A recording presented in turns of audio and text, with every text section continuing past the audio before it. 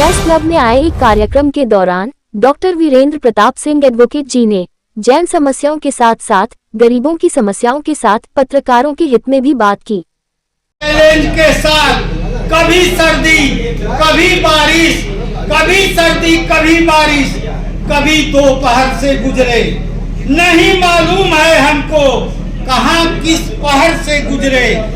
अपने जीवन के रंजो गम दबाकर अपने सीने में लुटाया प्यार ही हमने, जहां जिस शहर से गुजरे लुटाया प्यार ही हमने, जहां जिस शहर से गुजरे। हो गई है पीर पर्वत सी पिघलनी चाहिए। प्रेस यानी मीडिया अंग्रेजी में, हिंदी में प्रेस और समाचार पत्र, उसकी तरफ उसका यूज और फायदा लेकर के अपनी किस्मत और भाग्य और व्यक्तित्व को चमकाया तो सबने।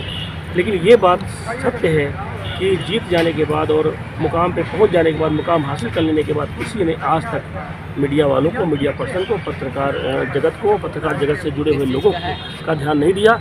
और उनकी आर्थिक स्थिति बद से बदतर इस कदर हो गई है आज कि जिसकी आवाज़ उठाई जानी चाहिए। और मुझे लग रहा है कि हमारा जो भारत बचाओ मोर्चा है वो इस दिशा में भी बात करेगा।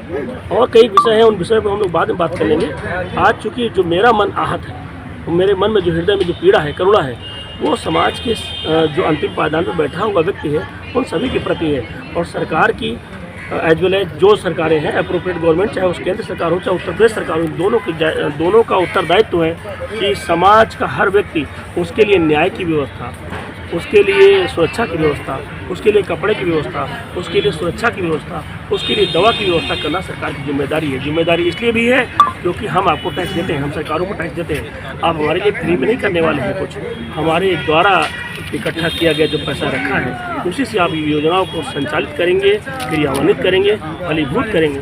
फिर आपको ऐसी मजबूरी कौन सी आ जाती है? जो पत्रकार महोदय आपको दिखते नहीं है, इनकी दुर्दशा आपको दिखती नहीं है, इनके घरों में आज चूल्हे जलने की दिक्कत है। आप लोग क्षमा चाहते हुए मैं पत्रकारों से कहूँगा कुछ पत्रकारों को छोड़ दिया जाए। अन्य पत्रकार 90% पत्रकार आज की डेट में मोहताज है अपना घर चलाने में। तो मेरा ये निवेदन है सरकार से और सभी लोगों से, मेरे पीछे खड़े हुए मेरे बड़े भाइयों से और सारे नेताओं से, समाज के हर व्यक्ति से, डॉक्टरों से, वकीलों से, इंजीनियरों से, सबसे मैं निवेदन करता हूं कि पत्रकारों की लड़ाई लड़ने का समय आ गया है। और अगर आप वास्तव में चाहते हैं स्वच्छता हमारे देश में कायम हो, सभी को न्याय मिले, तो सबसे पहले पत्रकारों को न्याय आप दिलाइए।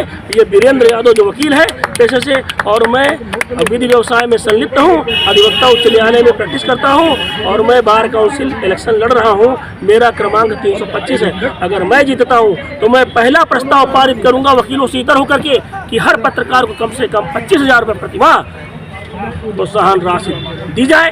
और अगर ऐसा मैं नहीं कर पाता हूं तो दोबारा कभी भविष्य में मैं चुनाव नहीं लड़ूंगा, ये मेरा वादा है।